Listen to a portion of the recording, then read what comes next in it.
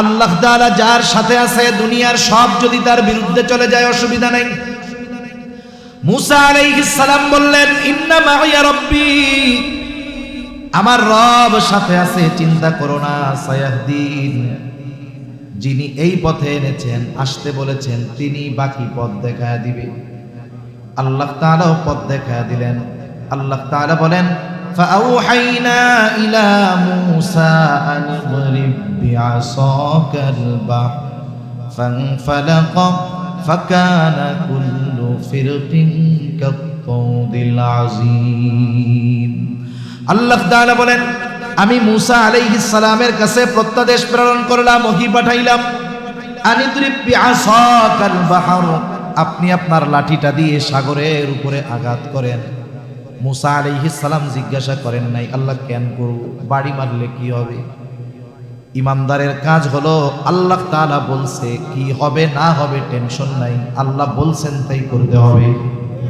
মূসা আলাইহিস সালাম সাগরের উপরে বাড়ি মারলেন।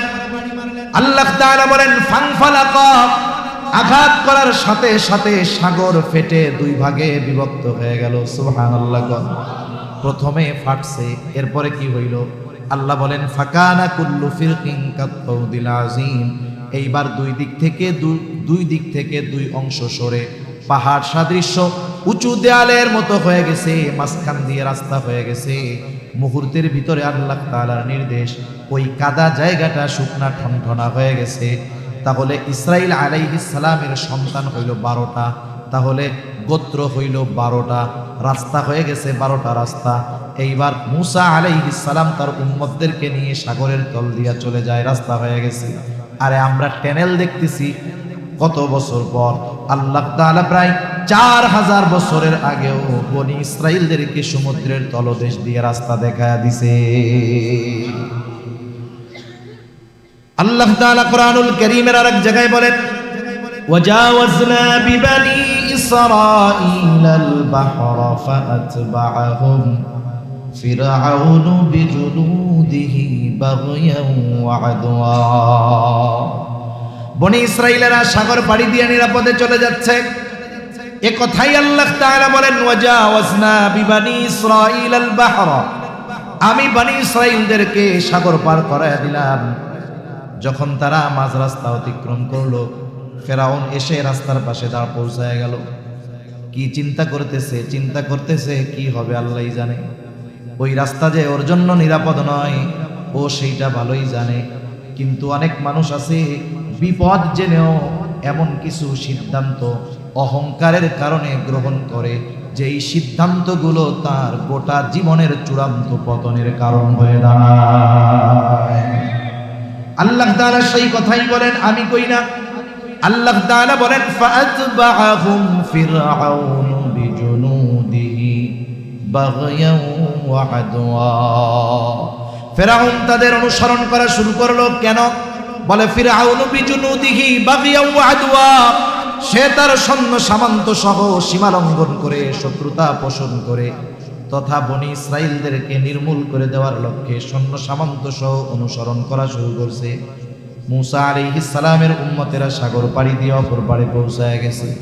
ফেরাউন তার বাহিনী নিয়ে বাজ রাস্তায়, রাস্তা যাদের জন্য বানানো হয়েছে তাদের ব্যবহার শেষ, এখন আর রাস্তার দরকার আছে নাকি?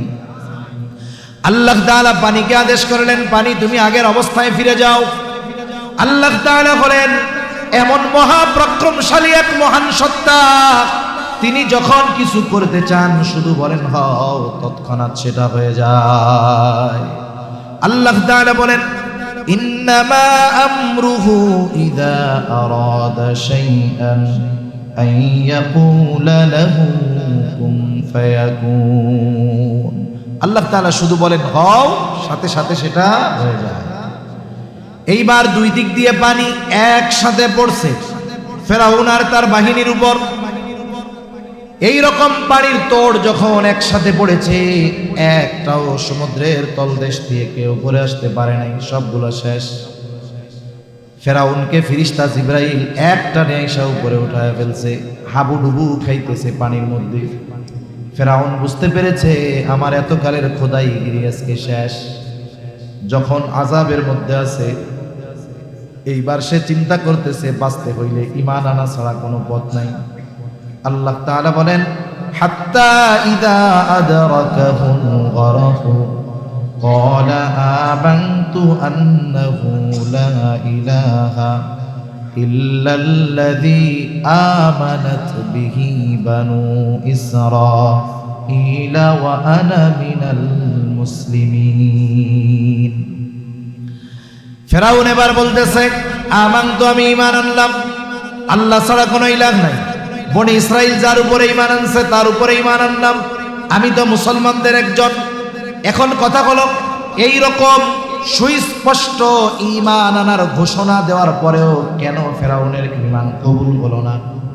না হওয়ার কারণ হলো, যখন কোনো জাতির উপরে, যখন কোনো সম্প্রদায়ের উপর আল্লাহ তাআলার গজব চলে আসে, গজব আসার পরে যদি কেউ ঈমান আনার ঘোষণা দেয়, আল্লাহ তাআলা ঈমান কবুল করেন না। গজব আসার আগে দিলে আল্লাহ তাআলা কবুল। যেমন ইউনূস আলাইহিস সালামের সম্প্রদায় দীর্ঘদিন দাওয়াত দিছে, এদের মধ্যে কোনো পরিবর্তন নাই। আল্লাহ তাআলা ইউনূস আলাইহিস সালামকে জানাইলেন যে এদের উপরে গজব আসবে। গজব কি আসবে? গজব।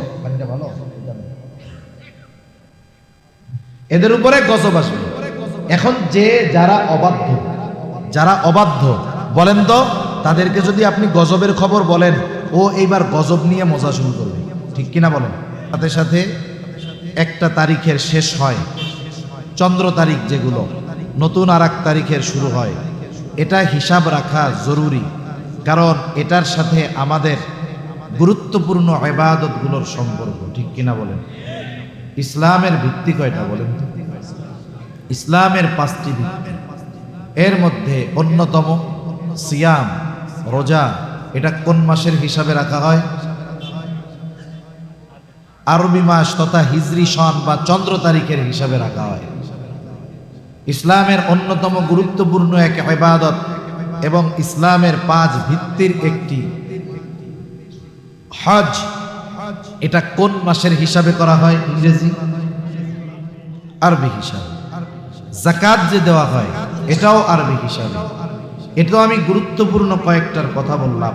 আরো অনেক ইবাদত, নফল ইবাদত, সুন্নাত অনেক, সিয়াম, নফল রোজা, এগুলো সব চন্দ্র তারিখের হিসাবে রাখা হয়, ঠিক কিনা বলে? সেজন্য এই হিসাবগুলো রাখা জরুরি।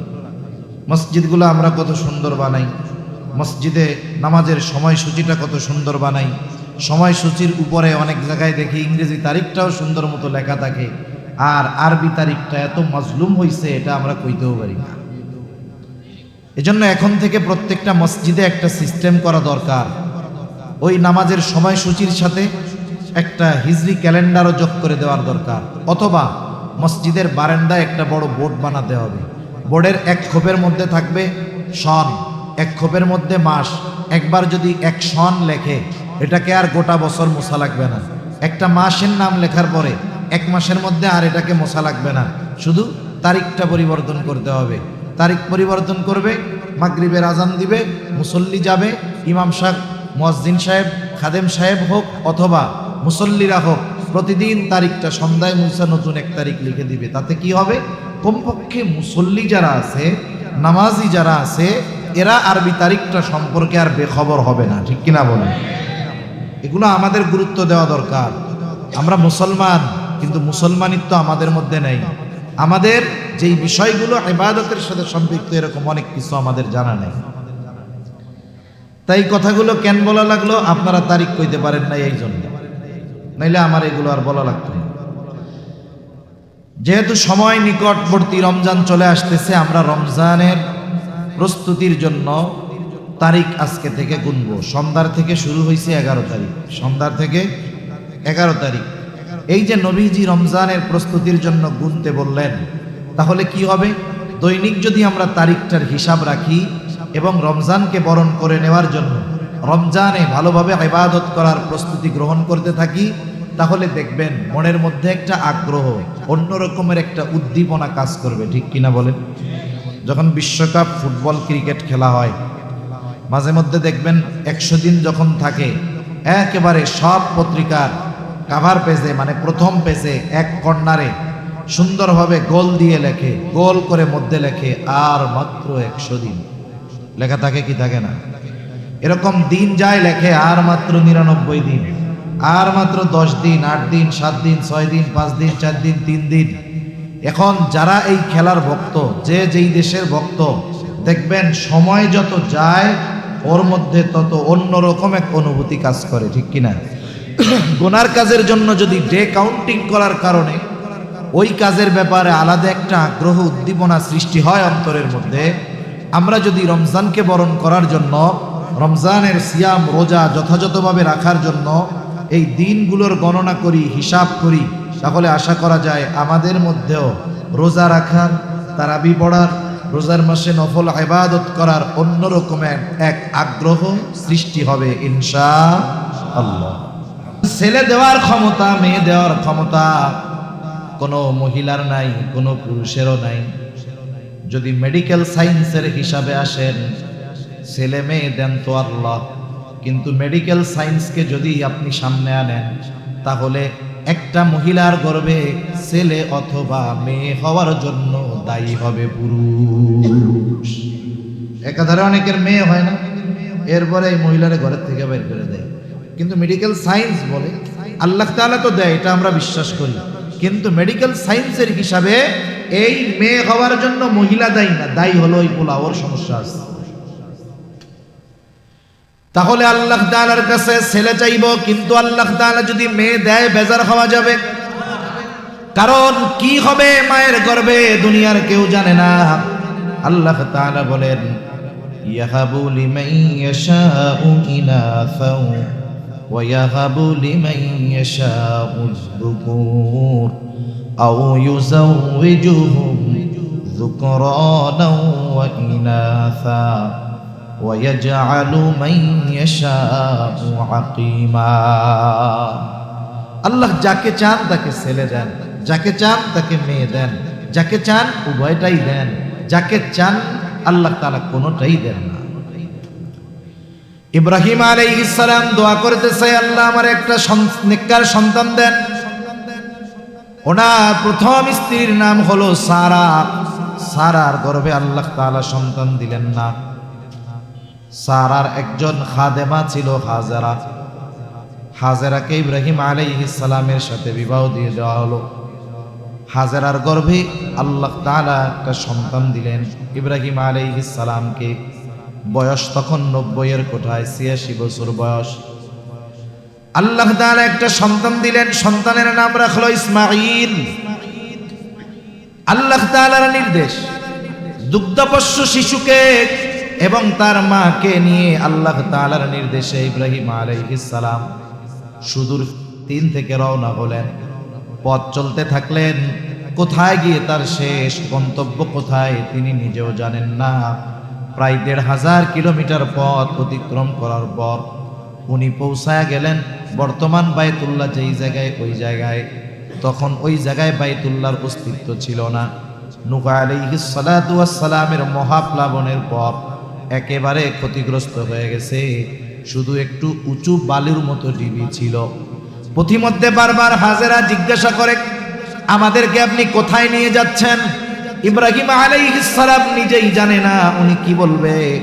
ওইখানে যখন পৌঁছাইলেন, গন্তব্য শেষ, এইবার 1 মশক পানি, কিছু খেজুর দিয়ে তিনি রওনা হয়ে যাবেন।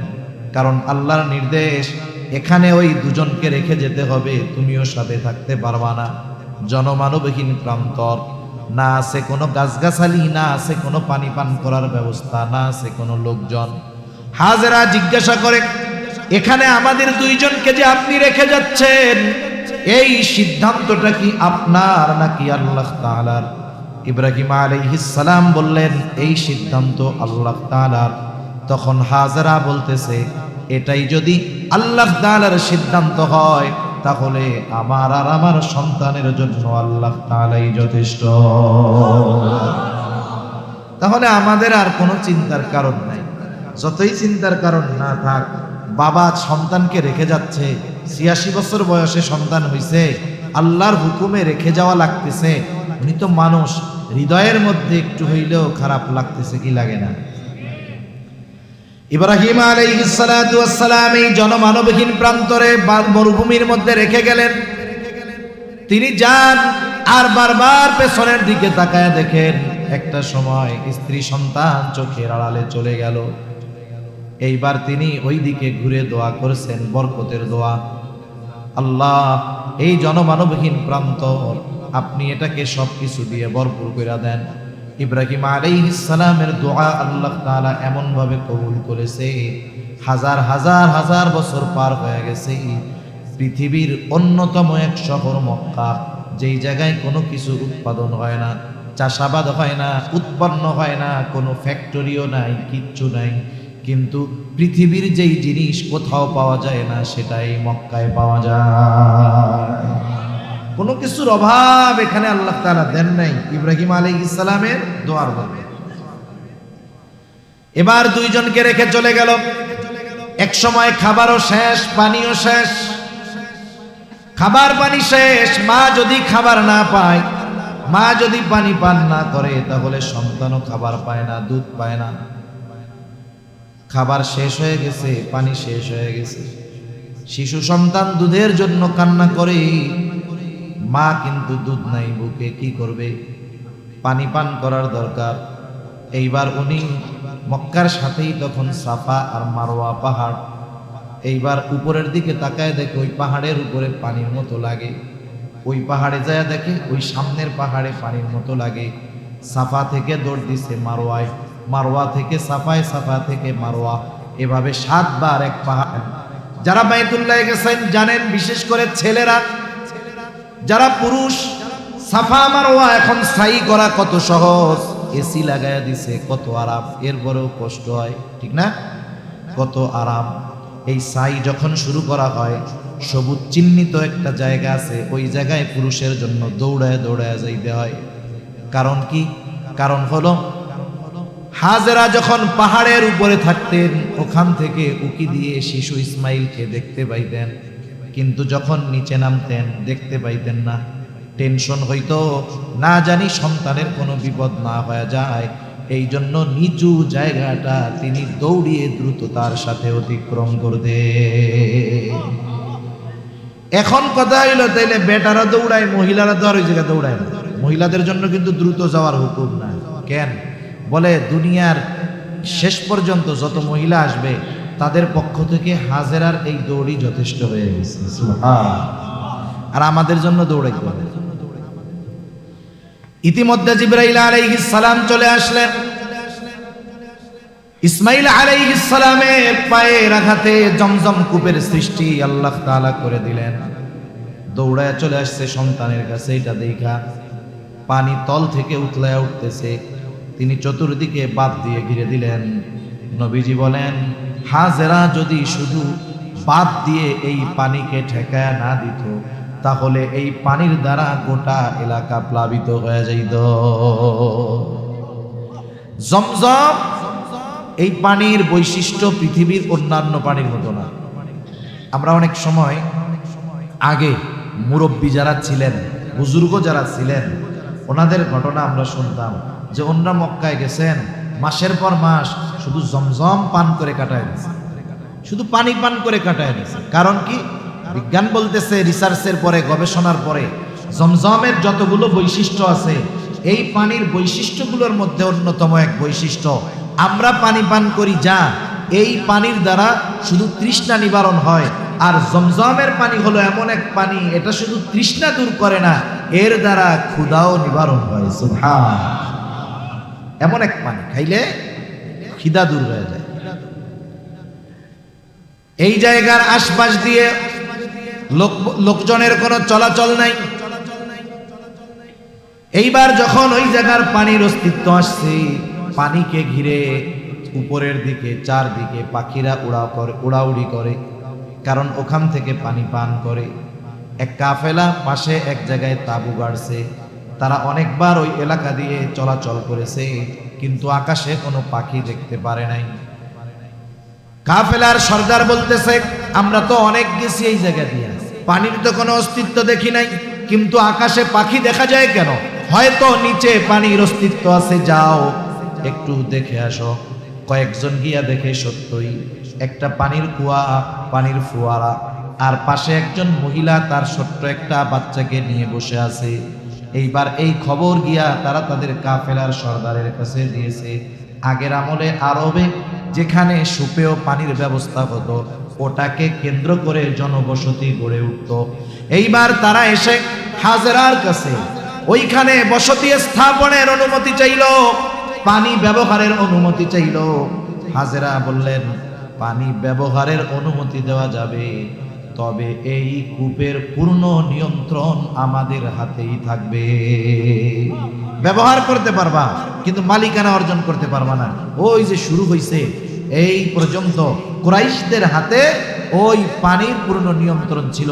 নবীজির দাদাও দেখতেন না, শুনছেন না, হজের সময় হাজীদেরকে পানি পান করাইতো কুরাইশরা, আর এটা অনেক উঁচু সম্মানের মর্তবার কাজ হিসেবে অভিহিত করা হতো। ওইখানে একটা বসতি গড়ে উঠছে। ইসমাইল আলাইহিস সালাম ওই জায়গায় বড় হইছেন, ওই জায়গার মধ্য থেকেই উনি বিবাহ করছেন, ওখান থেকেই ওনার বংশ বিস্তার হয়েছে। ওনার পরে আমার আপনার নবী পর্যন্ত বনু ইসমাইলে আর কোন নবী আল্লাহ দুনিয়ায় পাঠান নাই। ইব্রাহিম আলাইহিস সালাতু ওয়াস সালাম বসবাস করতেছেন দিনে। আল্লাহ রাব্বুল আলামিন ওনাকে আরেকটা সন্তানের সুসংবাদ দিলেন। কার গর্ভে? বলে সারার গর্ভে। অথচ সারা ছিল বন্দা, বন্দা হোক আর যা হোক, আল্লাহ তাআলা যদি চায় সন্তান দেওয়া আল্লাহর জন্য এটা কঠিন কোনো কিছু নয়। আল্লাহ তাআলা আরেকটা সন্তান দিলেন। ফাবাশশারনাহু বিগুলামিন হালিম, সহনশীল একজন সন্তানের সুসংবাদ দিলেন। এই সন্তানের নাম হলো ইসহাক আলাইহিস সালাম। ওনার বংশ বিস্তার শুরু হলো এই জেরুজালেমে। ইসমাইল আলাইহিস সালামের বংশ বিস্তার হলো মক্কায়। ওনার পরে আর কোন নবী নাই ওনার বংশে, একেবারে শেষ নবী মুহাম্মাদুর রাসূলুল্লাহ সাল্লাল্লাহু আলাইহি ওয়াসাল্লাম। আর ইসহাক আলাইহিস সালাম জেরুজালেমে। ইসহাক আলাইহিস সালামের ছেলের নাম হলো ইয়াকুব আলাইহিস সালাম। তাহলে ইয়াকুব আলাইহিস সালামের দাদা হলো ইব্রাহিম আলাইহিস সালাম। এই ইয়াকুব আলাইহিস সালামের ছিল 12 জন সন্তান। কয়জন? 12 সন্তান। এর মধ্যে এক সন্তান হলো ইউসুফ আলাইহিস সালাম। আল্লাহ তাআলা পবিত্র কোরআনুল কারীমে আহসানাল কসস, সর্বোত্তম ঘটনা বলে অভিহিত করেছেন ইউসুফ আলাইহিস সালামের ঘটনাকে। ইউসুফ আলাইহিস সালাম কুয়ার মধ্যে, বণিকেরা ওই পথে যায় পানির জন্য, বালতি ফেলাইলো কুয়ার মধ্যে। ইউসুফ আলাইহিস সালাম বালতি ধইরা উপরে উঠে চলে আসলো। হায়রে, পানির জন্য বালতি ফেলাইছে, দেখে এমন এক সুন্দর ছেলে, কত সুন্দর। ইউসুফ আলাইহিস সালাম তার সৌন্দর্যের বর্ণনা করতে গিয়ে আল্লাহর নবী যখন মেরাজে গেছেন, মেরাজে গিয়া তৃতীয় আসমানে ইউসুফ আলাইহিস সালামের সাথে দেখা হইছে। নবীজি দুনিয়ায় এসে ইউসুফ আলাইহিস সালামের সৌন্দর্য বর্ণনা করতে গিয়ে বলেন, আল্লাহ তাআলা গোটা পৃথিবীর অর্ধেক সৌন্দর্য ইউসুফ আলাইহিস সালামকে দিয়েছে। দেখেন, একটা মানুষ, ছোট ছোট বাচ্চারা আছে না আমাদের, ওদের বাচ্চাকালে চেহারা ভালো থাকে, বড় হইলে নষ্ট হয়ে যায়। কিন্তু ইউসুফ আলাইহিস সালামের বড় হইলে কত সুন্দর ছিল, তাহলে শিশুকালেও কিন্তু কম সুন্দর ছিল না। চিন্তা করছে, পাইছি তো, এটারে মিশরের বাজারে বিক্রয় করা হবে। মনে করেন নদীর মধ্যে থেকে যদি পদ্মা নদীতে 30 কেজি একটা বোয়াল মাছ পাওয়া যায়, দেখতে পারবে সবাই, কিন্তু সবাই কিনতে পারবে না। 1 কেজি ওজনের যদি বোয়াল মাছ হয়, বোয়াল মাছটার ওজন কয় কেজি? 1 কেজি কয় টাকা? 400 টাকা, 500 টাকা কেজি হবে।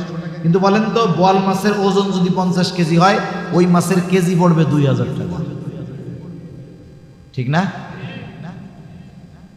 ইউসুফ আলাইহিস সালাতু ওয়াস সালাম নিয়ে গেছে মিশরের বাজারে বিক্রয় করার জন্য। ওই রকম বোয়াল মাছ উঠলে সবাই দেখতে পারে, কিন্তু সবাই কিনতে পারে না। ইউসুফ আলাইহিস সালাম রে বিক্রয় করার জন্য উঠাইছে। এত সুন্দর, এটা কি আবার মানুষ হইতে পারে নাকি? এত সুন্দর। এটাকে কিনছে কে? কিনা নিয়ে গেল মিশরের খাদ্যমন্ত্রী। খাদ্যমন্ত্রীর গোলাম চড়া দামে কিনা নিয়ে গেছে। এরপরে লম্বা ইতিহাস। ইউসুফ আলাইহিস সালামের জুলাইখা অপবাদ দেওয়ার অপচেষ্টা করেছে। এক সময় ষড়যন্ত্র করে ইউসুফ আলাইহিস সালাতু ওয়াস সালামকে জেলের মধ্যে ভরে দেওয়া হয়েছে। একটা বিষয় এখানে না বললেই নয়, গোটা দুনিয়ার নিজাম একরকম। জেলের মধ্যে দুই ধরনের মানুষ যায়। কয় ধরনের? জোরে বলেন, কয় ধরনের? এক ধরনের হলো ওই জামানার সবচাইতে খারাপ মানুষগুলোকে জেলে নেওয়া হয়, শাস্তি দেওয়া হয়। এটা যদি শাসক ইনসাফগার হয়, শাসক যদি ইনসাফওয়ালা হয়, ন্যায় বিচারক হয়, তাইলে জামানার খারাপ লোকগুলো জেলে থাকে। আর যদি শাসক জালেম হয়, জামানার শ্রেষ্ঠ সন্তানগুলারে জেলের মধ্যে পড়ে। ঠিক কিনা বলেন? এটা কোন দেশে বলে? বলে সব জায়গায় বলে। ঠিক কিনা গণ? এই জন্য জেলে গেলেই যে খারাপ মানুষ হয় তা না। জেলে তো ইমাম আবু হানিফাও গেছে, জেলে তো অপবাদ দিয়ে ইউসুফ আলাইহিস সালামকেও ঢোকানো হয়েছে।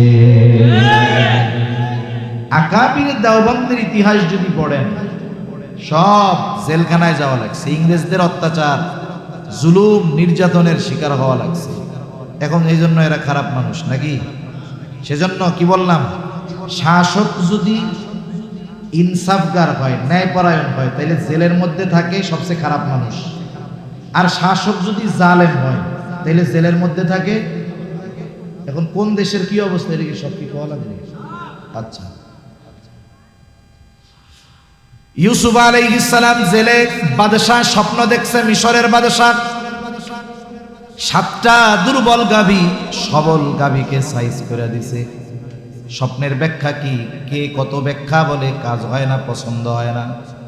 আল্লাহ তাআলা পয়গম্বর আলাইহিস সালামকে অটোমেটিকলি যেই জ্ঞানগুলো অটোমেটিক দান করেন, এইগুলোর মধ্যে অন্যতম একটা হলো স্বপ্নের তাওয়ীল। স্বপ্নের ব্যাখ্যার যোগ্যতা আল্লাহ তাআলা প্রত্যেকটা নবীকে অটোমেটিকই দিয়ে দেন। ইউসুফ আলাইহিস সালাম সারা দেশে তোলপাড় হয়ে গেছে যে বাদশাহ এমন স্বপ্ন দেখছে, কারো ব্যাখ্যা ট্যাখ্যা পছন্দ হয় না। ইউসুফ আলাইহিস সালাম উনি বললেন, আমি এই ব্যাখ্যা তো দিতে পারবো। তা যাই হোক, সর্বশেষ ইউসুফ আলাইহিস সালাম ব্যাখ্যা দিলেন। কি ব্যাখ্যা? বলতেছে যে 7 বছর ফসল ভালো হবে, বাকি 7 বছর দুর্ভিক্ষ হবে। কি করা যায়? বলে এই 7 বছর ভালো যখন ফসল হবে, এটাকে গুদামজাত করতে হবে, যাতে বাকি 7 বছর কোনো কষ্টে না পড়তে হয়। এই স্বপ্নের তাওয়ীল বাদশার একেবারে মনোভূত হয়েছে। তা এই বিষয়টাকে পরিচালনা করার জন্য তো বুদ্ধিমত্তা দরকার, যোগ্যতা দরকার। ইউসুফ আলাইহিস সালাম বলতেছে, আমারে দায়িত্ব দিলে আমি এটা পারবো। যার স্বপ্নের ব্যাখ্যা বাদশার পছন্দ হয়েছে, বলে নিয়ে আসো, ওনার এই দায়িত্ব দেওয়া হইল। জেল থেকে এক চান্সে খাদ্যমন্ত্রী, সুবহানাল্লাহ বলে সব দায়িত্ব আনসার দিছে। অন্যান্য দেশের মানুষের তো আর এই খবর নাই, ওরা তো স্বাভাবিক সময়ের মতো জীবনযাপন করছে।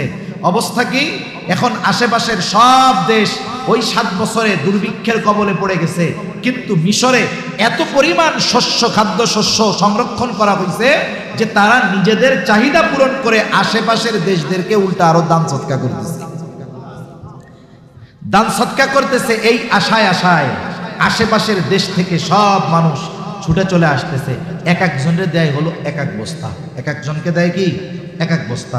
এখন ওই 10 ভাই আসছে, ইউসুফ আলাইহিস সালামের 10 ভাই মিশরের পাশেই চলে আসছে। 10 ভাই ফিলিস্তিন থেকে আসছে, গেছে যাইয়া ইউসুফ আলাইহিস সালাম খাদ্যমন্ত্রী, সব কিছু দেখাশোনা উনি করতেছেন, তদারকি করতেছেন। উনি 10 ভাইরে দেখে চিনে ফেলছে।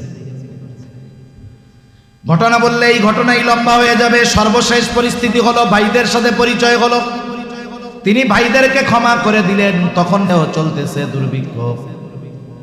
উনি এইবার ভাই সহ বাবাকেও বললেন, আপনারা হিজরত করে মিশর চলে আসেন।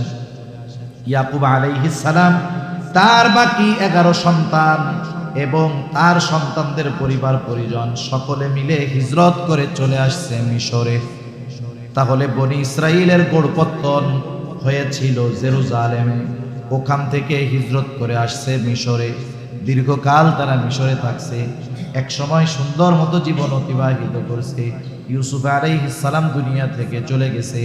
একটা সময় বনি ইসরাইলের উপরে কিপ্তি বংশের প্রভাব বিস্তার করছে। কিপ্তি বংশ থেকে বাদশাহ হয়েছে ফেরাউন, সে সিংহাসনে বসছে। এত পরিমাণ জুলুম অত্যাচার সে শুরু করেছে, অহংকার সে করতেছে যে একটা সময় সে নিজেকে খোদা দাবি করা শুরু করে দিয়েছে। আর বনি ইসরাইল হয়ে গেছে এখন তাদের দাস, গোলামের মতো, 4 ক্লাস লোকজন। আর ওরা হলো আপার ক্লাস লোকজন। বনি ইসরাইলদেরকে গোলামির জিঞ্জিরে ওরা বদ্ধ করে ফেলছে। আল্লাহ তাআলা ফেরাউনের এই জুলুম, নির্যাতন, অত্যাচারের মধ্যে একেবারে শিশু সন্তানদের গণহত্যা যখন চালাচ্ছে, এর মধ্যে দিয়ে আল্লাহ তাআলা মূসা আলাইহিস সালামকে দুনিয়ায় পাঠাইছেন। শুধু পাঠান নাই, বড় হওয়ার জন্য ফেরাউনের ঘরকেই আল্লাহ নির্বাচিত করেছেন। সুবহানাল্লাহ। এক সময় তিনি বড় হলেন, হিজরত করলেন, আল্লাহ তাআলা নবুয়ত দিল। মূসা আলাইহিস সালাম আবার মিশরে ফিরে আসলেন। আল্লাহ তাআলা নির্দেশ দিলেন, মূসা আপনি গিয়া ফেরাউনের দাওয়াত দেন, ফেরাউনের সাথে আপনি এক তাওহীদের ব্যাপারে কথা বলেন, আপনারা দুইজন গিয়া তার সাথে নরম সুরে কথা বলবেন। আল্লাহ তাআলা দাওয়াত দেওয়ার জন্য পাঠায়া দিলেন। হারুন আলাইহিস সালামকে নবুয়তি দেওয়া হলো। দুই ভাই মিলে আইসা ফেরাউনকে এক রবের দাওয়াত দেয়। আর ফেরাউন পাল্টা প্রশ্ন করে, ক্বালা ফামার রব্বুকুমা ইয়া মূসা, এ মূসা তোমাদের দুইজনের রব সে আবার কে? আমি হইলাম বড় রব, আনা রব্বুকুমুল আ'লা। বলেন নাউযুবিল্লাহ। এখানে কি বোঝা গেল? এখানে বোঝা গেল একটা জিনিস, হেদায়েতের মালিক কে? আরো জোরে বলেন না কে? হেদায়েতের মালিক হলেন আল্লাহ। কোন হেদায়েতের মালিক? এখন এই আবার কইতে গেলে আরেক জ্বালা। হেদায়েত তো দুই ধরনের। হেদায়েত কয় ধরনের? দুই ধরনের। সহজে বুঝাই, কষ্ট হইতেছে নাকি আপনাদের? সহজে বোঝানোর জন্য কি বলা যায়? এখন হেদায়েত হলো দুই ধরনের। একটা হলো আল্লাহর পক্ষ থেকে হেদায়েত, আর একটা হলো রাসূলের পক্ষ থেকে হেদায়েত। আল্লাহ তাআলাও তো কোরআনুল কারীমের মধ্যে বলেন, আমি আপনাকে পথপ্রদর্শক হিসাবে প্রেরণ করেছি, আমি আপনাকে পথপ্রদর্শক হিসাবে প্রেরণ করেছি। আবার আল্লাহ তাআলার কাছে আমরা হেদায়েত চাই। আল্লাহ তাআলার কাছে কি বলি? সূরা ফাতিহার মধ্যে বলি ইহদিনাস সিরাতাল মুস্তাকিম। কি বলি? ইহদিনাস সিরাতাল মুস্তাকিম। আপনি আমাদেরকে সিরাতে মুস্তাকিমের হেদায়েত দেন। আর আল্লাহ তাআলা নবীজির ব্যাপারেও বলেন, আমি আপনাকে হাদি তথা পথ প্রদর্শক হিসাবে প্রেরণ করেছি। ওয়া ইন্নাকা লাতাহদি ইলা সিরাতিম মুস্তাকিম। আল্লাহ বলেন, আমি আপনাকে সিরাতে মুস্তাকিমের পথ প্রদর্শক হিসাবে প্রেরণ করেছি। নবীজিকে বলতেছে কে? জোরে বলেন না কে? আর আমরা আল্লাহর কাছে কি বলি? আল্লাহ আপনি আমাদেরকে সিরাতে মুস্তাকিমের পথদর্শন দেন, পথ নির্দেশিকা দেন। আল্লাহ বলেন, আমি নবীকে সিরাতে মুস্তাকিমের হাদি হিসাবে প্রেরণ করেছি। এখন এই দুইটার মধ্যে তফাৎ কি? একটা উদাহরণ দিলে বুঝতে সহজ হবে। মনে করেন এখান থেকে আপনি একজনকে ঢাকা যাইতে বলেছেন, যে জীবনেও কোনোদিন ঢাকা যায় নাই। ঢাকা যতই যাওয়া সহজ হোক, যতই এলিভেটেড এক্সপ্রেস থাক না কেন, যে জীবনে যায় নাই তার জন্য ঢাকা যাইতে বললে সহজ লাগবে না কঠিন লাগবে? এখন আপনি কি করলেন? আপনি রাস্তায় গেলেন, যাই একজনকে ধরছেন যে ভাই আমি তো একটু ঢাকা যাব, কেমনে কেমনে যাবো একটু করেন। উনি বলতেছে এই জায়গা থেকে একটা ইজি বাইকে উঠেন, এখান থেকে ওই হাসাড়া যাবেন, ওই জায়গার থেকে গিয়ে গাড়িতে উঠবেন, এরপরে ঢাকা যাবেন, গুলিস্তান যে জায়গায় আপনারা নামাই দিবে ওই জায়গায় আপনার যাওয়া লাগবে। ইনি কি করলেন? পথ চিনিয়ে দিলেন। কি করলেন? ইনিও হাদি। উনি কি বলেন? হাদি। এখন আপনি দাঁড়ায় আছেন, একজন আসছে মোটর সাইকেল নিয়ে, এসে বলে আমার একটু ঢাকা যাইতে হবে, কেমনে একটু কয়ে দেন। বা কই যাবেন? গুলিস্তান। আচ্ছা আমার পিছনে উঠেন। এবার মোটর সাইকেলে উঠাইলো, কিচ্ছু বলে না, কোনো কথাবার্তা নাই। এক টানে আধা ঘন্টা পরে আপনারা নামাই দিয়া বলে এটাই হলো সেই গুলিস্তান। ইনিও পথ প্রদর্শক, কিন্তু আগের পথ প্রদর্শক আর পরের পথ প্রদর্শক দুজনের মধ্যে তফাৎ আছে না নাই? একজন হলো পথ শুধু চিনিয়ে দেয়, আর একজন হলো শুধু চিনিয়ে দেয় না, নিজ দায়িত্বে ওই পথের শেষ গন্তব্যে পৌঁছায়া দেয়। আমরা আল্লাহর কাছে বলি, আল্লাহ আপনি আমাদেরকে এই পথে পরিচালিত করেন এবং এই পথের শেষ পর্যন্ত আপনি আমাদেরকে নিজ জিম্মায় পৌঁছায়া দেন। তাহলে এই পথের উপরে পরিচালনা করার দায়িত্ব আল্লাহ, আর এই পথ চিনিয়ে দেওয়ার দায়িত্ব নবীজির, পরিচালিত করার দায়িত্ব আল্লাহ তাআলা নবীজিকে দেয়। হেদায়েতের মালিক আল্লাহ। এখন কার হেদায়েত নসিবে আছে এর কিছু দৃশ্যমান কারণ দেখা যায়।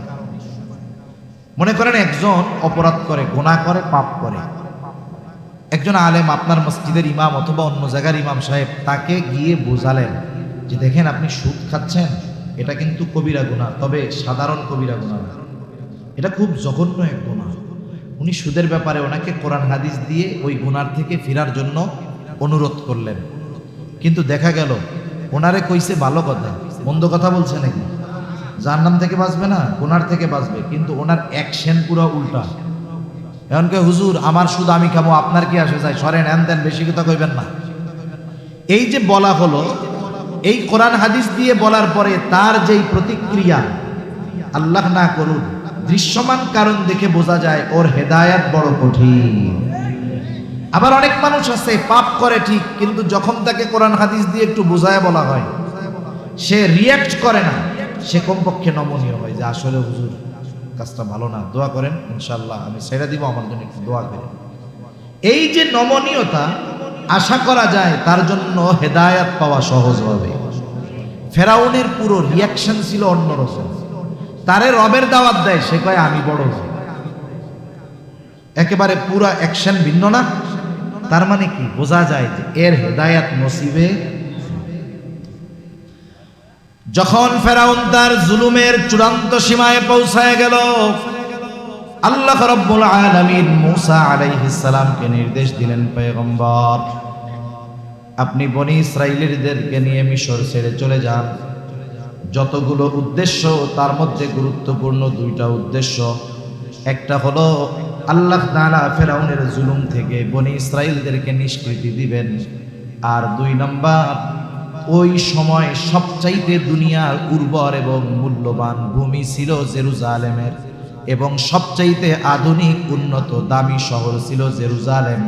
আল্লাহ তাআলা চাইলেন বনি ইসরাইলীদেরকে তাদের পিতৃভূমি আবার তাদের হাতে তুলে দিবে।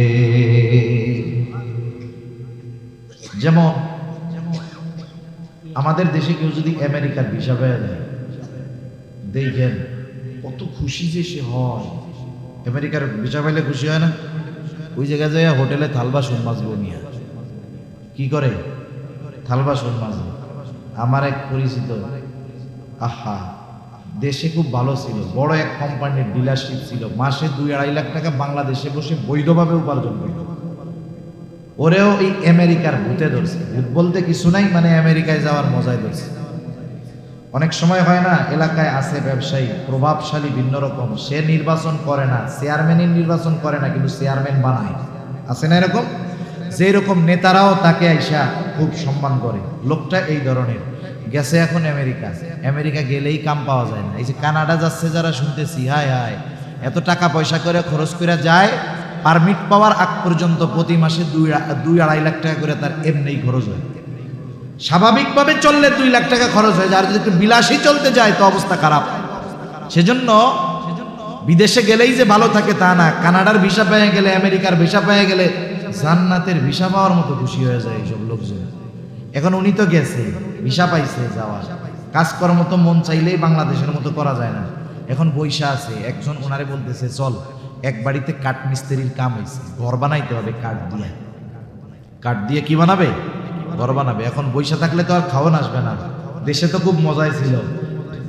এখন গেছে, যাওয়ার পরে যেই বাড়িতে কাঠ মিস্ত্রির কাম করতে গেছে, দেখে যে ওর এলাকার লোক তার বাড়িতে ও গেছে কাঠ মিস্ত্রির কাজ করতে, আগে ও দেখলে ওরে 10টা সালাম দিত, এইবার আমেরিকা যাইয়া ওর বাড়ির কাঠ মিস্ত্রির কাম করা লাগতেছে। এরপরে রাতের আধার পার হওয়ার জন্য কোনো ব্যবস্থা নাই, নৌকা নাই, সবাই অপেক্ষা করতেছে দিনের আলো ফুটে উঠবে, সমুদ্র পাড়ি দিয়ে অপর প্রান্তে যাব, আর ফেরাউনের জুলুম অত্যাচার থেকে বেঁচে যাব। সবার মনের মধ্যে নতুন এক আশা। ইতিমধ্যে রাতের বেলায় ফেরাউনের কাছে খবর চলে গেছে, ফেরাউন মূসা কিন্তু বনি ইসরাইলদেরকে নিয়ে মিশর ছেড়ে চলে যায়।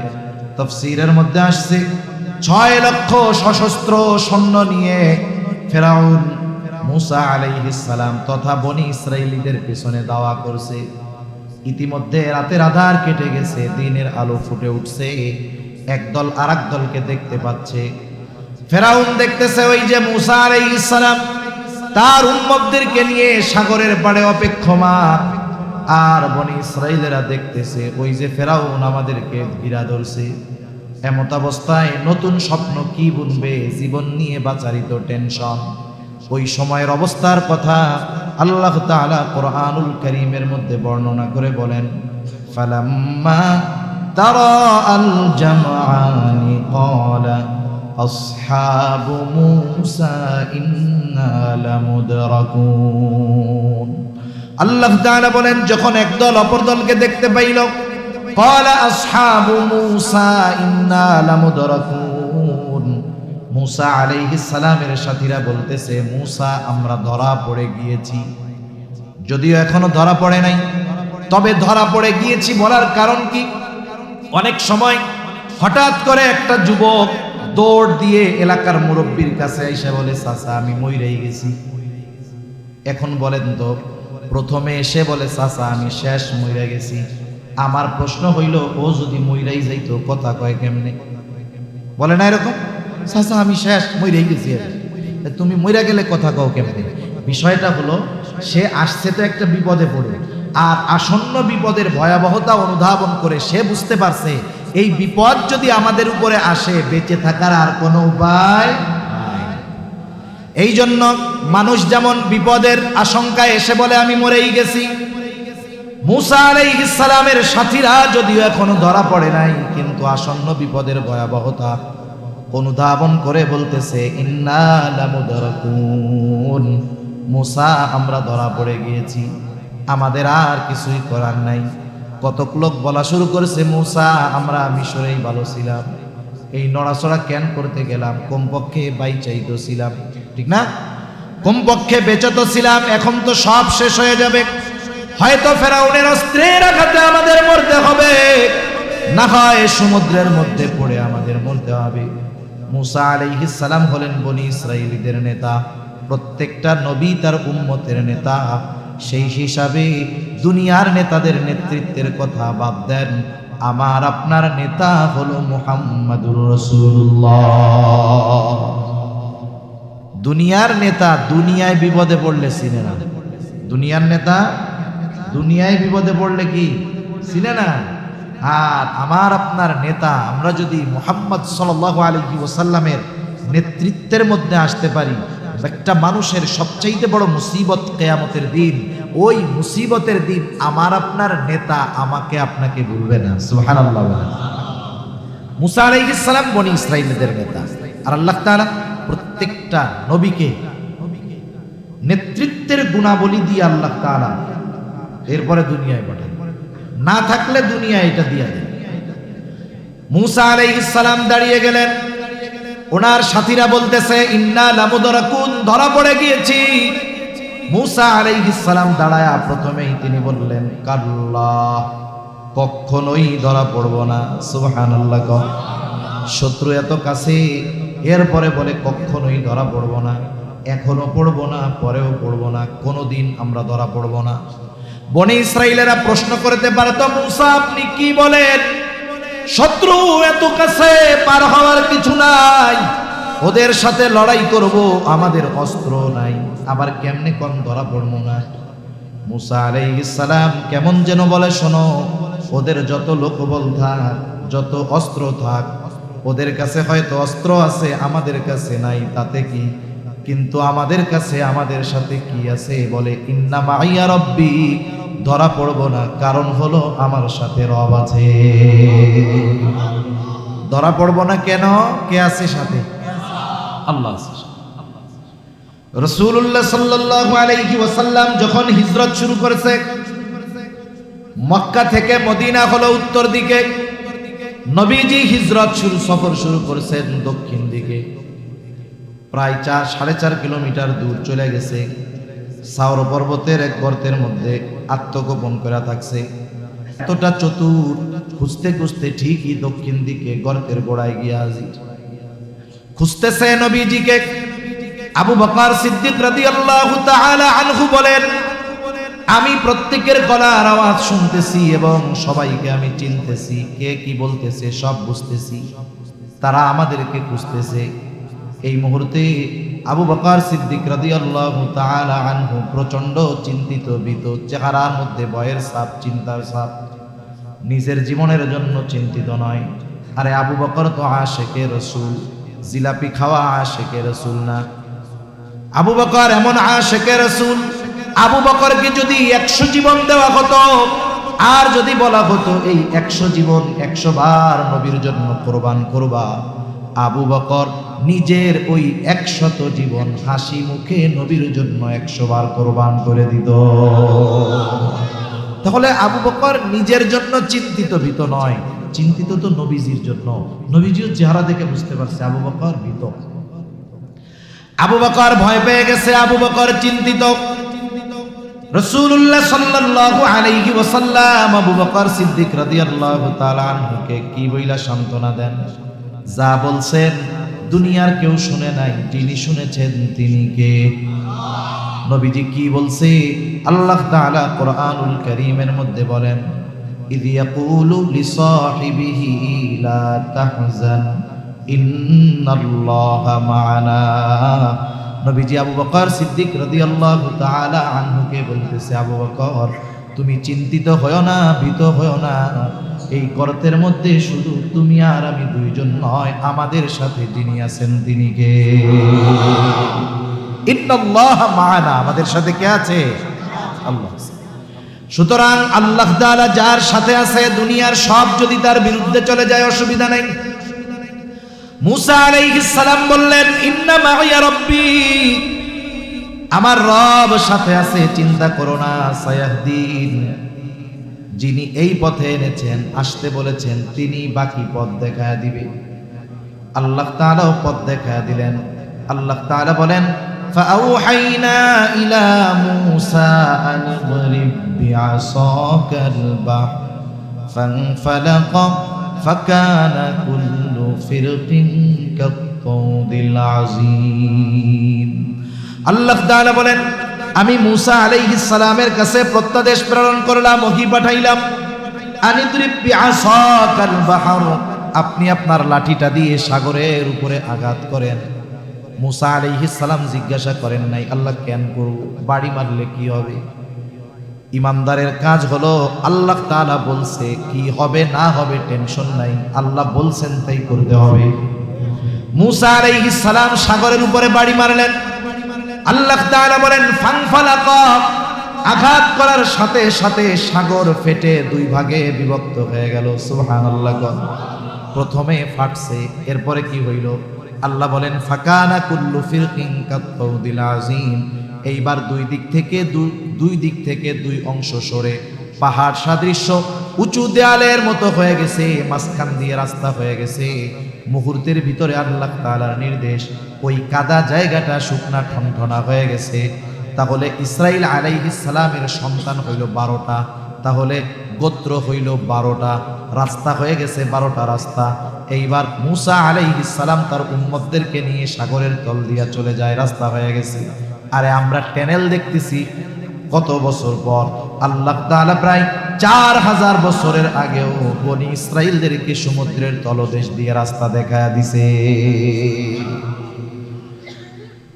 আল্লাহ তাআলা কোরআনুল কারীমের আরেক জায়গায় বলেন, ওয়াজাওয়াজনা বিবানি ইসরাঈলাল বাহরা ফাআতবাআহুম ফিরআউনু বিজুনুদিহি বাগয়ান ওয়া আদওয়া। বনি ইসরাইলেরা সাগর পাড়ি দিয়ে নিরাপদে চলে যাচ্ছে, এ কথাই আল্লাহ তাআলা বলেন, ওয়াজাওয়াজনা বিবানি ইসরাঈলাল বাহরা, আমি বনি ইসরাইলদেরকে সাগর পার করায় দিলাম। যখন তারা মাঝ রাস্তা অতিক্রম করলো, ফেরাউন এসে রাস্তার পাশে দাঁড় পৌঁছায় গেল। কি চিন্তা করতেছে কি হবে আল্লাহই জানে।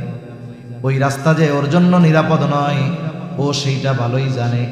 কিন্তু অনেক মানুষ আছে বিপদ জেনেও এমন কিছু সিদ্ধান্ত অহংকারের কারণে গ্রহণ করে, যেই সিদ্ধান্তগুলো তার গোটা জীবনের চূড়ান্ত পতনের কারণ হয়ে দাঁড়ায়। আল্লাহ তাআলা সেই কথাই বলেন, আমি কই না। আল্লাহ তাআলা বলেন, ফাআতবাআহুম ফিরআউনু বিজুনুদিহি বাগয়ান ওয়া আদওয়া। ফিরআউন তাদের অনুসরণ করা শুরু করলো। কেন? বলে, ফিরআউনু বিজুনুদিহি বাগয়ান ওয়া আদওয়া, সে তার সৈন্য সামন্ত সহ সীমা লঙ্ঘন করে, শত্রুতা পোষণ করে, তথা বনি ইসরাইলদেরকে নির্মূল করে দেওয়ার লক্ষ্যে সৈন্য সামন্ত সহ অনুসরণ করা শুরু করছে। মুসা আলাইহিস সালামের উম্মতেরা সাগর পাড়ি দিয়ে অপর পাড়ে পৌঁছায় গেছে। ফেরাউন তার বাহিনী নিয়ে বাজ রাস্তায়, রাস্তা যাদের জন্য বানানো হয়েছে তাদের ব্যবহার শেষ, এখন আর রাস্তার দরকার আছে নাকি? আল্লাহ তাআলা পানিকে আদেশ করলেন, পানি তুমি আগের অবস্থায় ফিরে যাও। আল্লাহ তাআলা বলেন, এমন মহাপরাক্রমশালী এক মহান সত্তা, তিনি যখন কিছু করতে চান শুধু বলেন হও, তৎক্ষণাৎ সেটা হয়ে যায়। আল্লাহ তাআলা বলেন, ইন্নামা আমরুহু ইযা আরাদা শাইআন আন ইয়াকুলা লাহু কুন ফায়াকুন। আল্লাহ তাআলা শুধু বলেন হও, সাথে সাথে সেটা হয়ে যায়। এইবার দুই দিক দিয়ে পানি একসাথে পড়ছে ফেরাউন আর তার বাহিনীর উপর। এই রকম পানির তোড় যখন একসাথে পড়েছে, একটাও সমুদ্রের তলদেশ দিয়ে কেউ উপরে আসতে পারে নাই, সবগুলো শেষ। ফেরাউনকে ফেরেশতা জিবরাইল একটানে এসে উপরে উঠায় ফেলছে, হাবুডুবু খাইতেছে পানির মধ্যে। ফেরাউন বুঝতে পেরেছে আমার এতকালের খোদাইগিরি আজকে শেষ। যখন আযাবের মধ্যে আছে, এইবার সে চিন্তা করতেছে বাঁচতে হইলে ঈমান আনা ছাড়া কোনো পথ নাই।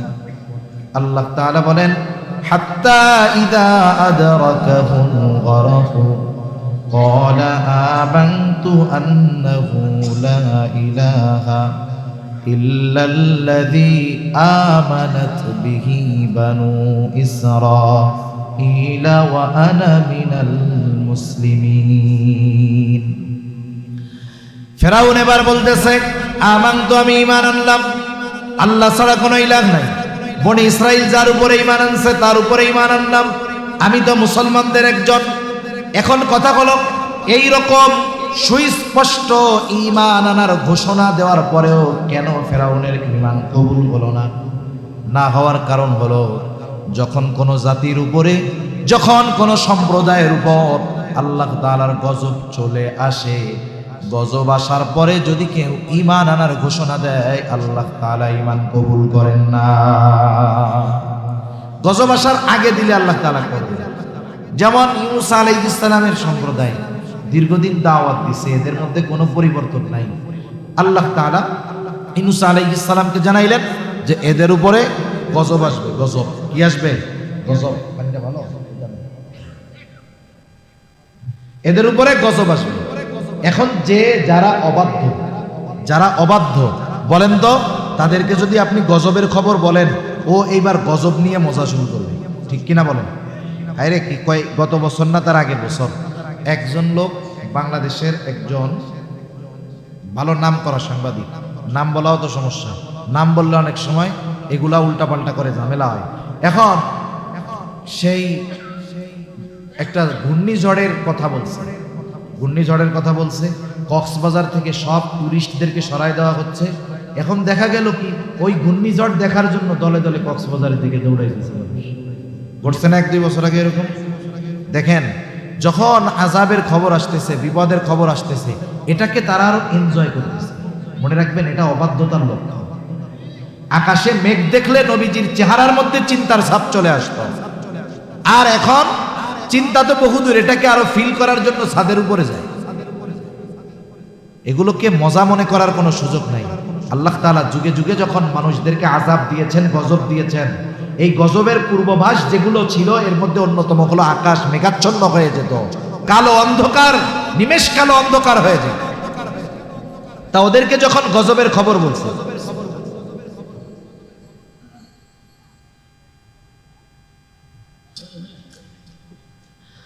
ওদের মধ্যে অনুতপ্ততা বহুদূর, বরং ওদের মধ্যে আরো টিটকারি, মজা, এগুলো আরো বেড়ে গেছে।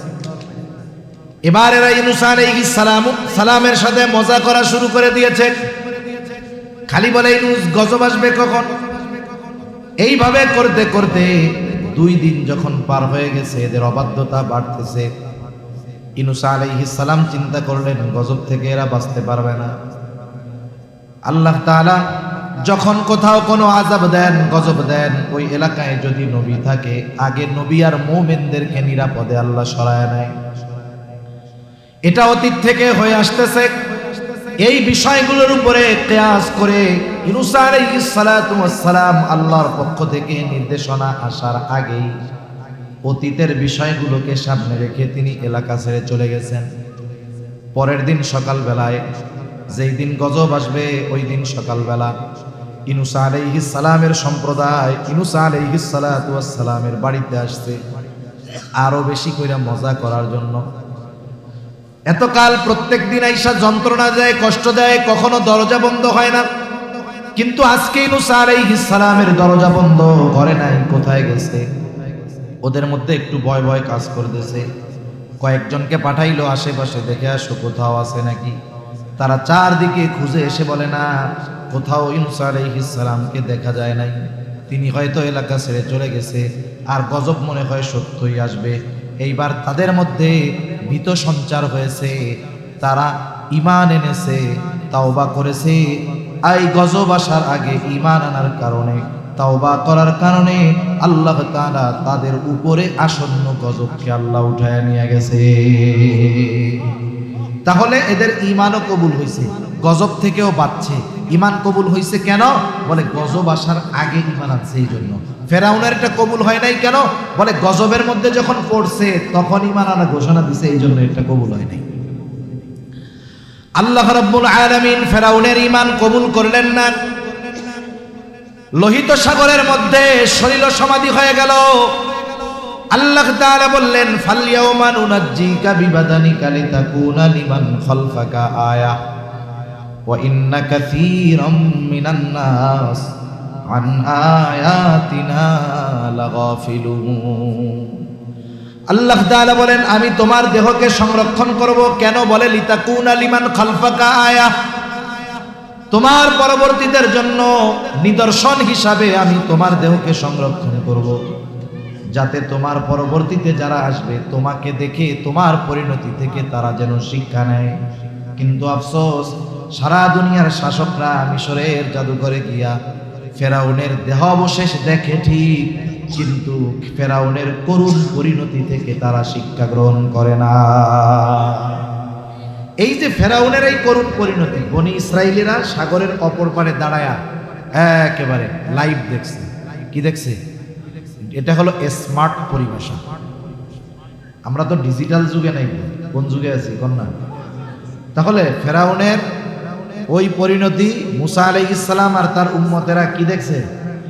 মানে সরাসরি দেখছে। লাইভের বাংলা তো সরাসরি দেখছে।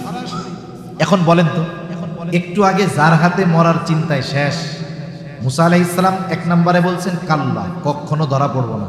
এই যে কখনো ধরা পড়বো না, এটা তো সত্যই, কোনো সন্দেহ নাই। তবে সামনাসামনি এই বক্তব্যের সত্যতা প্রমাণিত হয়েছে কি হয় নাই? ওদের সাথে যা থাক, আমাদের সাথে রব আছে। রব থাকলে কি হবে? সব যদি বিপক্ষে যায় কোনো অসুবিধা নাই। আল্লাহ তাআলা রাস্তার ব্যবস্থা করেছেন, ফেরাউনের কবল থেকে বাঁচাইছেন। আবার পরবর্তীতে চিন্তা থাকতে পারে যদি বাইসা ঈশা পরে ধরে, এই জন্য ওদের চোখের সামনে ফেরাউনের শরীর সমাধি ঘটায়া দিয়েছেন। বলেন, এই দৃশ্য সচক্ষে দেখার পর ওই জাতির আল্লাহর প্রতি এবং তাদের নবীর প্রতি, রাসূলদের প্রতি সর্বোচ্চ আনুগত্যশীল হওয়ার দরকার ছিল কি ছিল না? ছিল। দেখেন, এত বড় এক নিয়ামত, এত বড় এক কুদরত সচক্ষে দেখছে। এটা তো পাঠ শেষ, এখন দাঁড়াইছে আকাশের দিকে তাকায় টাকায় বলে, মুসা আমরা মিশরেই ভালো ছিল। মানে বলো, এখানে তো কমপক্ষে ঘর দরজা ছিল, এখন বৃষ্টিতে কি করব, রোদে কি করব, কষ্ট হবে আমাদের, আমরা মিশরেই ভালো ছিলাম। কত বড় নাফরমানি এগুলা। এখন আল্লাহ তাআলা আকাশের মেঘমালাকে বনি ইসরাইলের জন্য ছাদ বানায় দিয়েছে। সুবহানাল্লাহ বলেন। এখন বলে যাই হোক তাই হোক, এত মানুষের খাবার দেওয়ার ব্যবস্থা করা যাবে না, না খাইয়াই মরতে হবে আমাদের। আল্লাহ যদি ওনাকে মারতই চাইতো যে তোদেরকে দুনিয়া থেকে রাখবোই না, তাইলে ফেরাউনের হাতে যদি মারাইতো তাহলে তো ফজিলত বেশি হইতো, শহীদ হইতো না? যুদ্ধ টুদ্ধ করতে গেলে শহীদ হইতো, তাইলে শুধু শুধু সাগর পার করাইয়া এই পারে আনার কি দরকার ছিল? তাহলে বলেন, যেই আল্লাহ এত নেয়ামত দিলেন সেই আল্লাহ না খাওয়াইয়া মারবেন, এটা তো শয়তানেও বিশ্বাস করার কথা না, ঠিক কিনা? এদেশের কিছু মানুষের চাইতে শয়তানের ঈমান বেশি, জানেন? মানে কিছু বিষয়ের বিশ্বাস শয়তানের বেশি, মনে রাখবেন। এটা কোরআন থেকে আমি শোনাইতে পারতাম, ওদিকে আমি যাব না। তো এখন আকাশের মেঘমালা হলো ছাদ, আসমানি খাবারের ব্যবস্থা হলো। প্রথম উদ্দেশ্য হাসিল, দ্বিতীয় উদ্দেশ্য কি? যে ওই যে জেরুজালেমের কর্তৃত্ব এনাদের হাতে তুলে দিতে হবে। আল্লাহু আকবার। দুনিয়ার সবচাইতে দামি ভূমি, দুনিয়ার সবচাইতে আকাঙ্ক্ষিত ল্যান্ড তাদের হাতে বিনা পরিশ্রমে যদি তাদের দিয়ে দেওয়া হয়, এই দামি সম্পদের কদর মূল্যায়ন তারা করবে না, ঠিক কিনা বলেন? আচ্ছা, দুনিয়ার নিয়মটাই। মুন্সিগঞ্জ, বিক্রমপুর এই জায়গার মানুষ কিন্তু বিদেশে থাকে অনেক।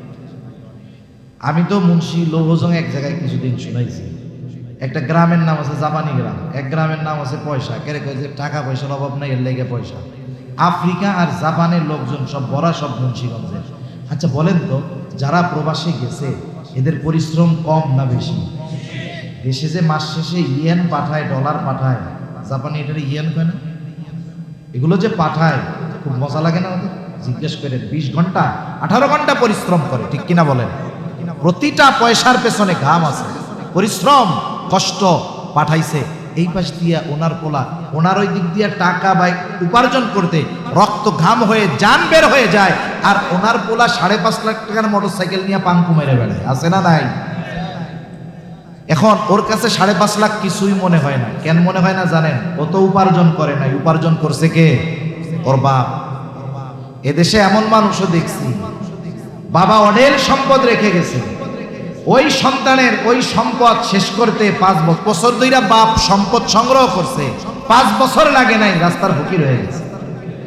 তাহলে মূল নীতি হলো এইটা, দামি জিনিস পরিশ্রমবিহীন কেউ যদি পেয়ে যায়, ওইটার আর কদর করে না, মূল্যায়ন করে না, ঠিক কিনা বলেন? সেজন্য আল্লাহ তাআলা যদি চাইতেন এমনিতেই তাদেরকে দিতে পারতেন, কিন্তু আল্লাহ তাআলা চাইলেন তারা একটু পরিশ্রম করে এটা অর্জন করুক, কিন্তু ওদেরকে দেওয়া হবে, কিন্তু একটু পরিশ্রম করবে। ওই সময় জেরুজালেমে বসবাস করত, জেরুজালেমের কর্তৃত্ব ছিল আমালিকা গোত্রের হাতে। এদের পূর্বপুরুষ ছিল আদ গোত্র। মুসা আলাইহিস সালাতু ওয়াস সালাম বনি ইসরাইলের 12 গোত্র থেকে 12 জন বিশ্বস্ত লোককে নিযুক্ত করলেন। প্রত্যেক গোত্র থেকে ওই ব্যক্তি যাকে তারা সবাই বিশ্বাস করে, এই 12 জনকে দায়িত্ব দিলেন, যাও তোমরা জেরুজালেমে যাবা, ওইখানের অবস্থা পর্যবেক্ষণ করে এসে আমাকে জানাবা। 12 গোত্র থেকে 12 জন সর্দার চলে গেল। এইবার যখন জেরুজালেম শহরের মধ্যে ঢুকছে, ওই আমালিকা গোত্রের এক লোক ওই 12 জনকে দেখে ফেলছে, আর দেখাই বুঝতে পারছে এই লোকটা আমাদের এলাকার লোক না, এরা আমাদের এলাকার লোক না। যেমন আপনাদের এলাকায় যদি কোনো চাইনিজ আসে, জাপানিজ আসে, আফ্রিকান আসে, বলেন তো দেখলেই চিনতে পারবেন কি পারবেন না? ও চিনছে যে এই 12 জন তো আমাদের এলাকার লোক না। আর আমালিকা গোত্রের লোকজন এরা এত শক্তিশালী ছিল, ওই একজন বনি ইসরাইলের 12 জনকে বেঁধে বাদশার কাছে নিয়ে গেছে। একজন বাদশা কয়জন রে? 12 জন। এখন বাদশার কাছে নিয়ে যাওয়ার পরে পরামর্শ করতেছে, কেউ কেউ বলে এদেরকে শুলিতে চড়ায় হত্যা করে দেন, আর একজন বিজ্ঞ মানুষ সে বলতেছে বাদশাহ এদেরকে হত্যা করা যাবে না, এদেরকে ছেড়ে দেন। কেন ছেড়ে দিব? বলে ছেড়ে দিবেন কেন? কারণ এরা যদি আমাদের দেশ আক্রমণ করার উদ্দেশ্য নিয়ে এসে থাকে, ওরা গিয়ে যখন ওদের সম্প্রদায়ের কাছে বলবে যে এরা কিন্তু এরকম শক্তিশালী, ওরা স্বপ্নেও আমাদের দেশ আক্রমণ করার কথা চিন্তা ভাবনা করবে না। আমাদের শক্তির খবর তো ওদের জানাইতে হবে, এই জন্য এদের ছেড়ে দেন। এবার বাদশা বললেন ভালো কথা, তো ছেড়ে দিছে। এইবার মুসা আলাইহিস সালামের কাছে এই 12 জন গিয়ে জেরুজালেমের অবস্থা বর্ণনা করতেছে। বলে সব ভালো, শহর ভালো, প্রযুক্তি ভালো, জমিন উর্বর, সব সুযোগ সুবিধা আছে, সমস্যা একটাই, ওরা এত শক্তিশালী, একজন 12 জনের প্যাকেট করে ফেলছে।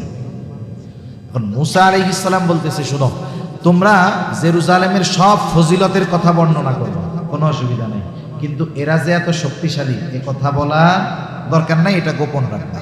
কারণ ওরা যত শক্তিশালী হোক, ওদের উপরে আল্লাহ তাআলা আমাদের বিজয় দান করবে। তবে যুদ্ধ তো করতে হবে, এরপরে না বিজয়। এখন যদি শক্তিশালী সৈন্য যুদ্ধই না করে, তাহলে তো আর আল্লাহ বিজয় দিবেন না।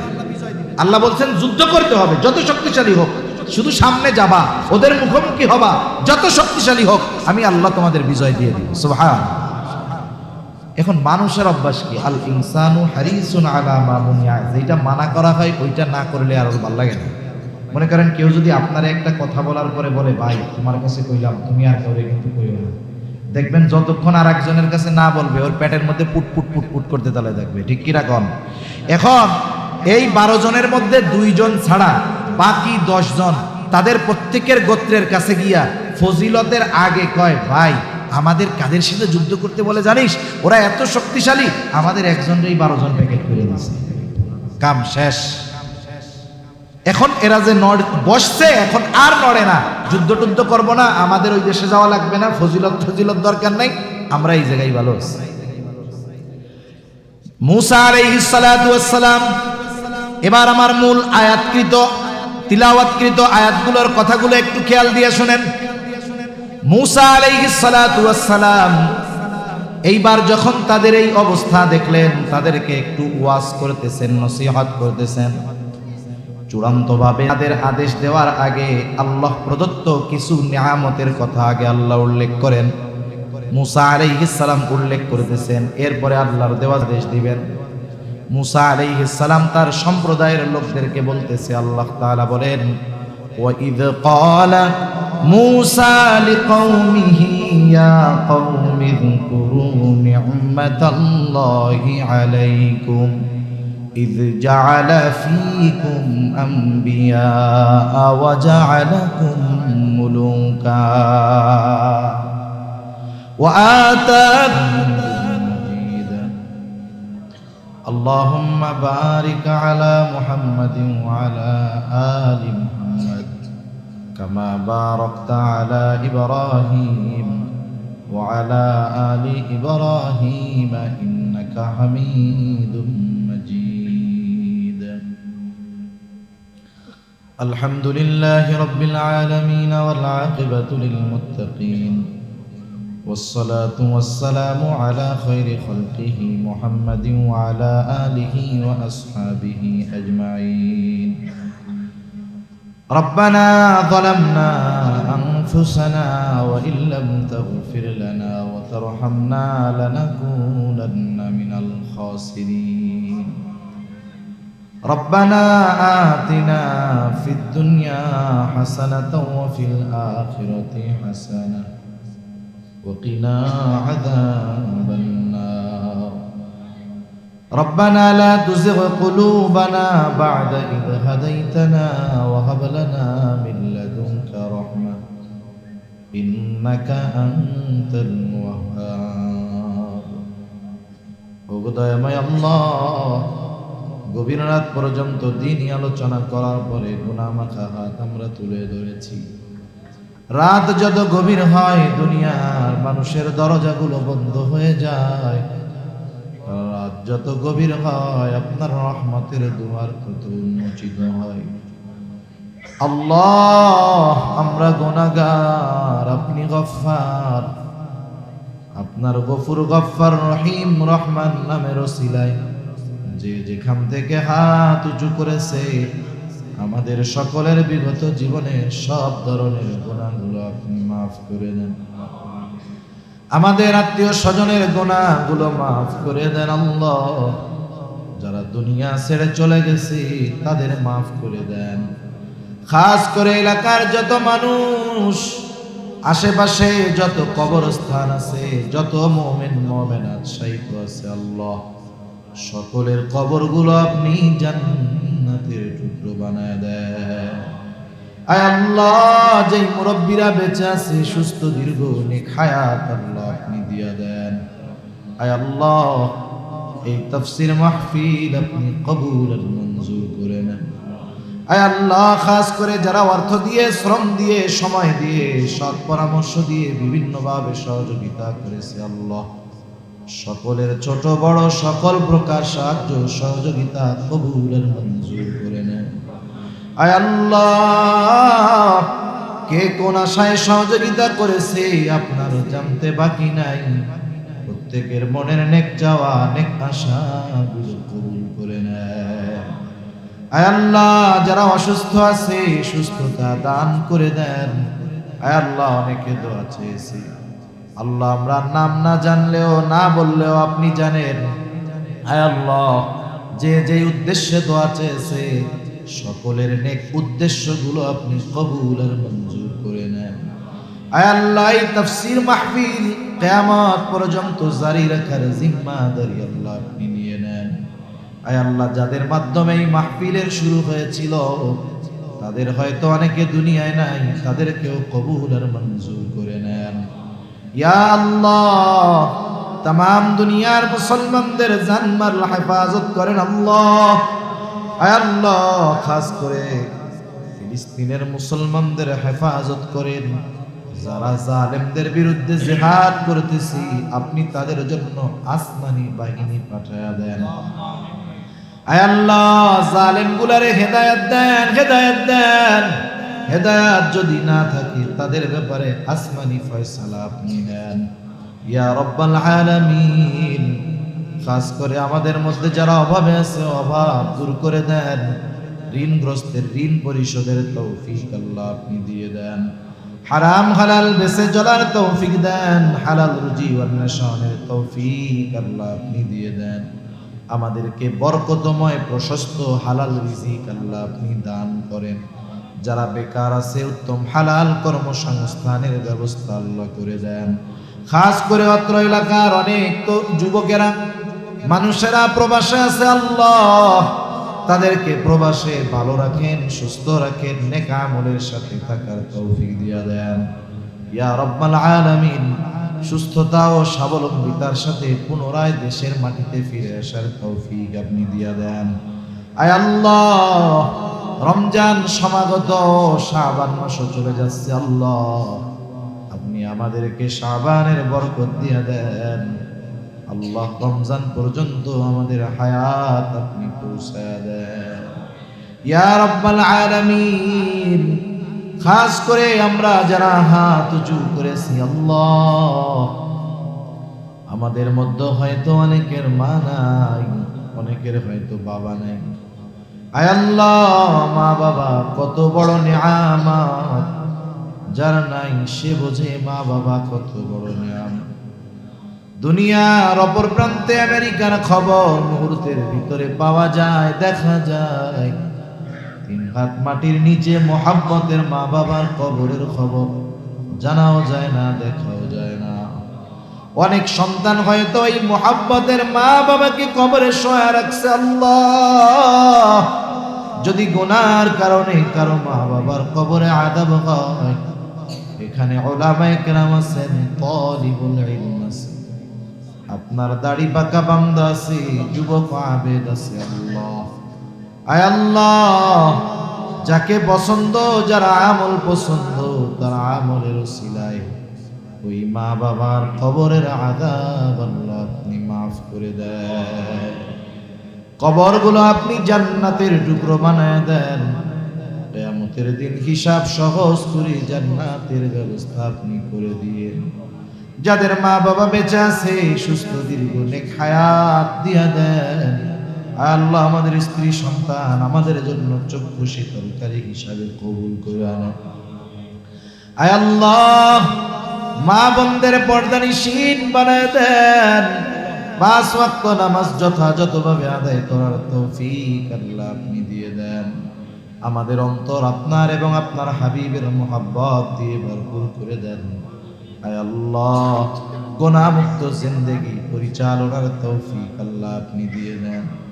দ্বীনের উপরে চলা আমাদের জন্য, আমাদের সন্তানদের জন্য, আগামী প্রজন্মের জন্য সহজ করে দেন। আল্লাহ, সকল প্রকার পাপ অশ্লীলতা থেকে আমাদেরকে, খাস করে তরুণ যুবকদেরকে বেঁচে থাকার তৌফিক আল্লাহ আপনি দিয়ে দেন ইয়া রব্বাল আলামিন। আমাদের সকলকে বারবার মক্কা মদিনা জিয়ারত করার তৌফিক দিয়ে দেন। আয় আল্লাহ, একে অপরের প্রতি মোহাব্বত, ভালোবাসা আপনি জাগ্রত করে দেন। বেনামাজিদের নামাজি বানায় দেন। সুন্নাতবিহীন মানুষগুলোকে আপনি সুন্নাতওয়ালা বানায় দেন। আয় আল্লাহ, জীবনের অন্তিম সময় যখন মালাকুল মাউত মৃত্যুর পয়গাম নিয়ে হাজির হবে, আল্লাহ আপনার সকল বান্দাদের জবানে আপনি তাওহীদের কালিমা নসিব করে দিয়ে اهدنا الصراط المستقيم صراط الذين أنعمت عليهم غير المغضوب عليهم ولا الضالين